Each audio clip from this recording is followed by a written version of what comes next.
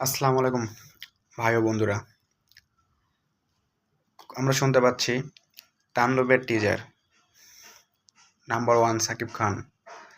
তাণ্ডবের টিজার খুব শীঘ্রই আসতেছে। আপনারা কেউ হাই হতাশ না হয়ে 17ই মে শনিবার 7টা বাজে তাণ্ডব টিজার আসবে।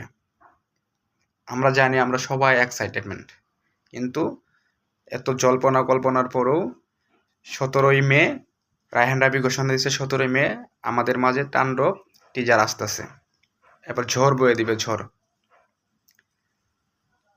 আমরা রোজা ঈদে বরবাদ দেখলাম, প্রায় 85 কোটির কাছাকাছি চলে গেছে। পাইরেসি না হইলে পরে 100 কোটি ক্লাব আমরা যাইতাম। সাকিব খানের স্বপ্ন 100 কোটি টাকা যাবে, বাট কিছু খারাপ মানুষের জন্য সিনেমাটা 100 কোটি ক্লাবে যাচ্ছে না। তো খুব শীঘ্রই বরবাদের টিম তাদেরকে শাস্তির আওতায় আনবে যারা পাইরেসি করছে। খুব শীঘ্রই আমরা দেখতে পারবো।